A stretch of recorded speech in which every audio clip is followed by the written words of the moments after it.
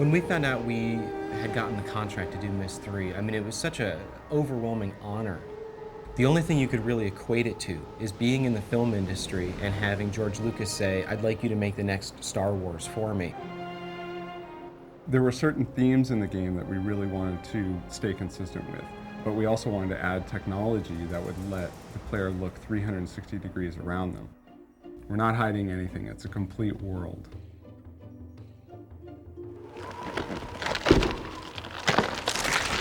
To say that we had a lot to live up to is a horrible understatement. There are millions of people that have played Myst and Riven. There are millions that have such high expectations of what Myst III has to be that it's almost daunting.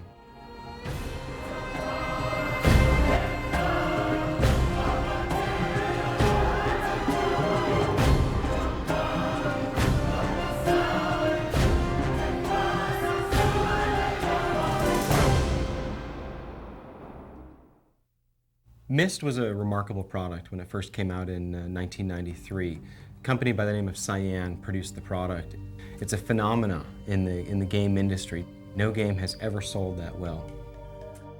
The premise behind the Myst series is that this culture called the Dunny have found a way to link to the infinite possibilities that there are in the world by writing these books. And essentially, the great thing about this from a designer's perspective is that you can let your imagination wander. Anything that can be imagined exists somewhere. All you have to do is write it.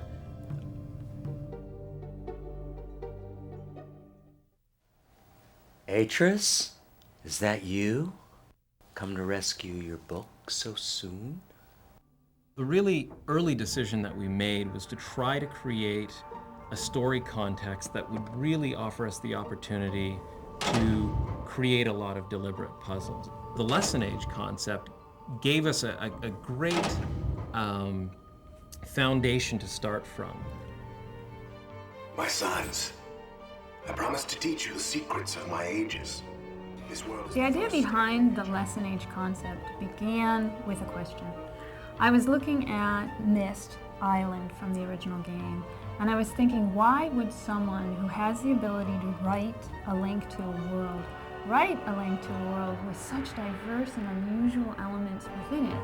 Well, if Atris wanted to educate his sons about certain fundamental concepts, then he would write a linking book in such a way that it would incorporate these diverse elements. And it was really from there that the idea of these teaching ages arose. This what you expected, Atris? When you followed me here, hoping to reclaim relation? One of the challenges of telling a story in an interactive game is that you can't always control what sequence of events is going to occur in the game.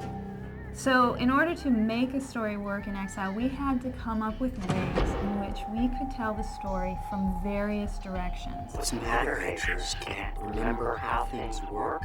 You'd get snippets of the story the more you progress through the game. You've returned, but where's Relishan? I think what Cyan managed to capture in the Myst games is a world that felt very bizarre and surreal and intriguing, but at the same time somehow familiar. They would take these things that were perhaps medieval or Baroque and juxtapose them in a certain way that was impossible in our own world. And I think that made it very accessible for a lot of people. What I really wanted the designers to explore was the boundaries of what was defined as an age. In Myst and Riven, you see an age as this island within sort of an endless sea in this world. And for us, that could be anything. The environments of Exile aren't meant to be intimidating. Jananan is a very tropical environment and sort of a rock climber's paradise. Voltaic has sort of a Grand Canyon feel, a very majestic feel. Tamana is the new home for Atris and Catherine and their baby Yisha, so we wanted something that was very familiar, very Myst and Riven-like. Some of the other environments are very different. The original idea we had behind Idana, or the Life Age, as we referred to it in production, was to gather as much life and enrichment as possible into one area. This is basically all about life. The idea of the inverted tree was taking something normal and tweaking it and making it a little abnormal.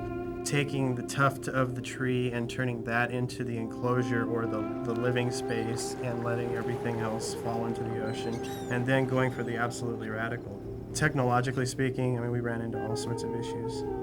I was no longer confined to a flat two-dimensional map. I had to work three-dimensionally. I had to basically come up with another way to model this thing out. Everything was a challenge in this one.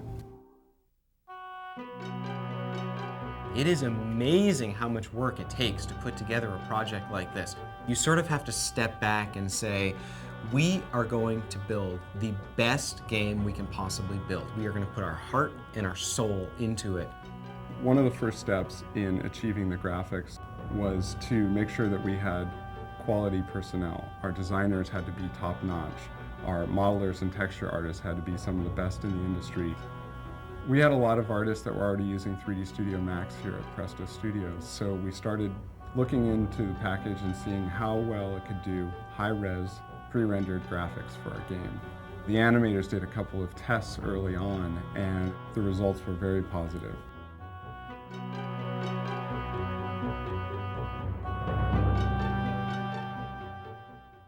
The first challenge I faced on the Age of Junanan was building the terrain. I started out with a low poly proxy surface, which let us mask things in really quickly. Then I took that and subdivided it down with a subdivision surface technology in Max called NURMS. Basically what this does is takes this kind of square, flat, low poly surface and smooths it out so it looks nice and smooth and organic. The next step of the process is to paint custom displacement maps for each of the pieces of geometry that will be in the terrain. And so what that allows us to do is actually paint the geometry instead of having to hand model every crease and bump and edge that goes into all this complex rock and terrain. One of the last things that we do when we're working on Myst III is something that we've kind of dubbed the Greeble Pass. We go ahead and go through the entire age and add things like grass, weeds, debris, you know, just the kind of things that bring the age to life.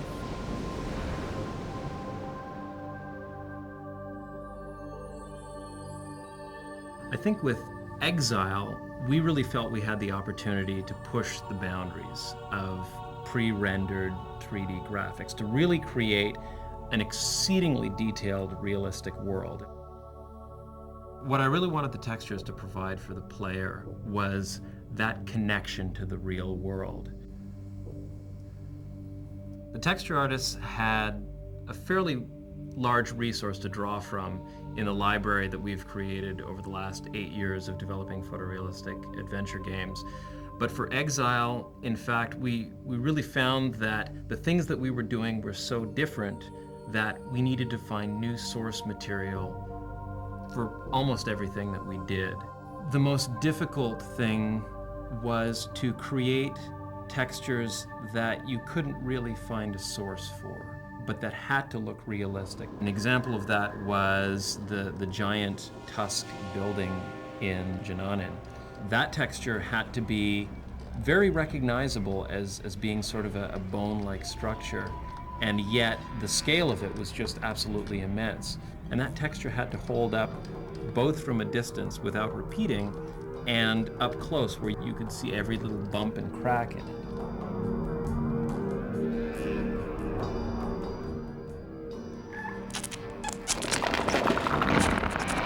With the puzzles, we really wanted the player to have a clear idea of what they were going to do and what they were trying to solve, and be able to see the outcome of their trials right away. We decided to do prototypes very early on. We would do 3D animations to show what things might look like and how you would interact with them. Or we'd do things in Director where we would actually script a puzzle and you'd be able to solve it there on the computer before it was visually beautiful. One of the things that we really felt we needed to do was to educate the player and prepare them for the challenges ahead. A lot of the ages are filled with things that you've never seen before, and we can't expect players to be able to look at them and just through their design be able to figure out what they do. When they approached a puzzle later on in the game, we wanted them to have something in the back of their mind, something that they had seen before that they would intuitively relate to the challenge that was placed in front of them. Great example of this was the Venus flytrap in Savidro's lair at the bottom of the tower in Janani. It served a story purpose in showing the development that Savidro had put into these traps that he had laid for Atris, but at the same time it gave us a way of foreshadowing the puzzle that was to come.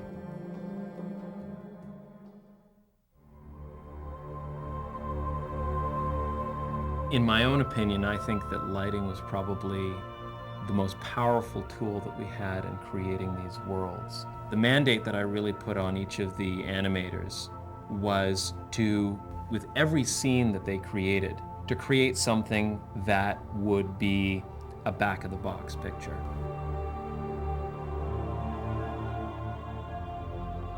After Riven, I think players had an expectation of having more life in a Myst world.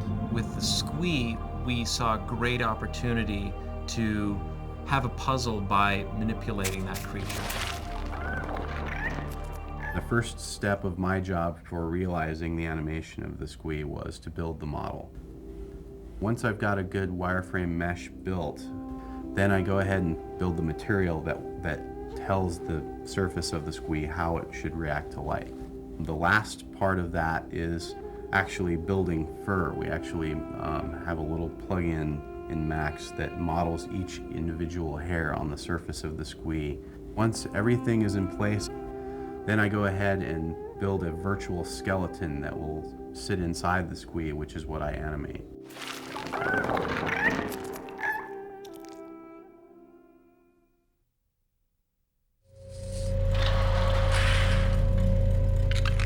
Almost every animation in the game requires a very specific sound. The ocean water lets you know that there's this vast ocean out there. A little bit of wind makes it feel real. So when sound first comes in, it really sets the mood for the entire environment.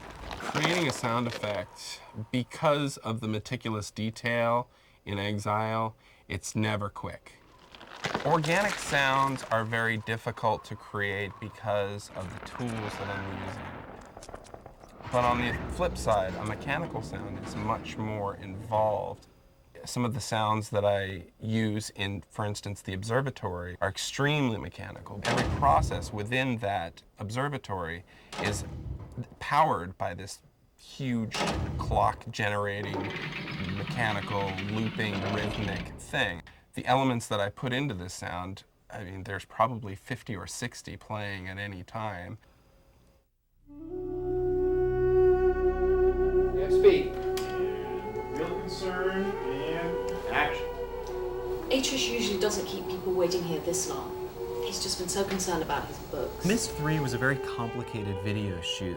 There was a lot of very specific camera techniques, lenses used, that type of thing. Every single light that was in the computer-generated world, we would match on stage with a real physical light. And we'd use all kinds of gags, things to block to simulate leaves, or cutouts to simulate doorways. All of these kinds of things help to sell the shot. When the character walks into the room and the light falls on them properly, you can't tell what's reality and what's computer-generated. I suggest that you think very carefully about using it. Because the one thing I know about linking books, the doors they open don't close behind you. We had a really tricky shot in Exile. The idea was Atris walks in one end of his study and Savidro sort of links in behind. And we wanted to have this single continuous shot where the camera turns and looks at Atris and then turns all the way around and sees Savidro. The final composite with all of its elements actually took place over the course of 2 months. You have 4 pieces of video, you have special effects, you have the fire, you have the curtain falling away, and on top of that you have the camera swinging around, you know, wherever it wants to go. Getting that effect done, in the can, looking right, was probably the most difficult video I've ever had to do in my entire life. Basically, we take the original footage, which is shot on blue. We knock the blue out of that, so all we have is the character that remains. We drop the character on top of the background, and that gets us 80% of the way there. In combustion, we put it all together, sort of timing this piece over here, this piece over here, and because combustion is actually a 3D compositing tool, we're able to move the camera and swing it around. It's a tremendous opening to the game.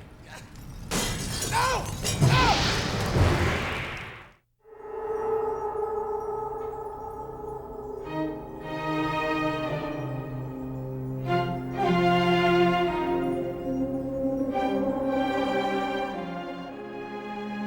The most challenging aspect of doing a score like Myst III is that you really don't get a chance to see the game until very near the end, and by that time your music's written. I began to develop themes very early on. The main character has his own theme, and he has sort of a dark and a light side to his personality, where you have the really dark, tortured guy, and then you've got, you know, his sort of childlike self with a boy soprano, actually singing the exact same music, but it takes on a whole new meaning.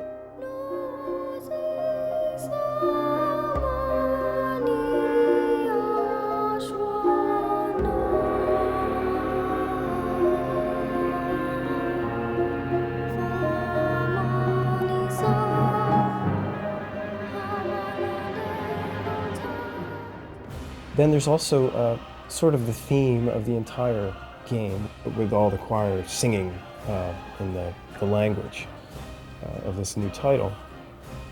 I sent the first draft to Presto, and they're like, okay. And it was really a fortunate place to start, because that really was the umbrella under which everything else could be tweaked and developed. The music is the unseen character in any media form. It does become something that the listener may not really be thinking about, but yet affects their perception of what's actually happening on the screen, whether it be a computer screen or a television or movie screen. Meeting the Dunny, those brave men and women who are building a new life for themselves, I realize I've been given another chance as well. We designed this unseen character together, between Presto and myself, to heighten the drama, to heighten the experience.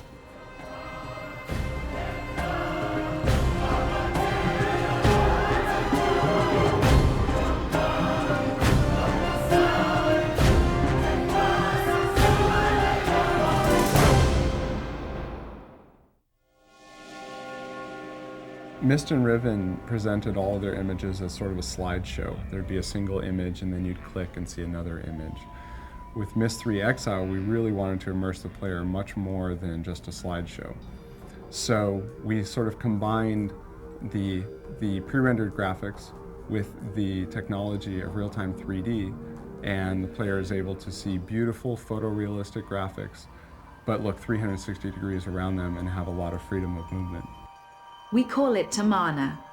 We moved here after Atris finished writing Relisha. One of the big breakthroughs for us was finding a way to place movies and animations in the scene in such a way that they would continue to play no matter which direction you were looking. You could be looking up, down, sideways, continue to pan around and around, and the movies continue to play. You know, this trip is exactly what Atris needs right now.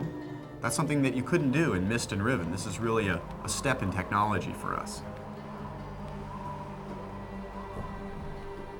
Well, the water technology in Exile, we wanted to do something a little different and a little better. We wanted to do more than just squish the pixels to the left and to the right or up and down.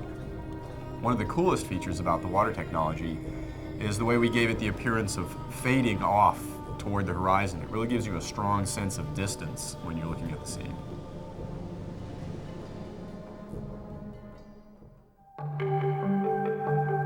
The most exciting part for me is being at the end of the chain and actually being able to get my feet wet, programming some of the things in the game. The building of the worlds probably takes one person a month or 6 weeks per world. It's fairly easy to get the navigation working and the animations in, but the implementation of the puzzles is usually the challenging part.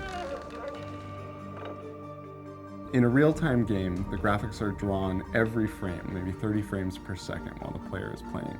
But because Exile is a pre-rendered game, that means we're generating the graphics much earlier and they're fixed. We have to account for all the possibilities. This sometimes causes quite a headache for all the people involved because a puzzle may have 60 to 100 to 200 different possibilities, all of which have to be accounted for before the player plays the game. It was pretty amazing to see the first environment come together in the game. All of the different parts that had gone into it and we'd reviewed for months and months suddenly came together, and we were actually able to experience the environment as a player would. This is about as close to virtual reality as you might get. The greatest thing about Exile is I really feel that we achieved everything that we set out to achieve. We have a great game that sits as the sequel to Myst and to Riven. It is true to the story. It is true to the characters. The ages are beautiful. I think people are going to remember this game for a long time.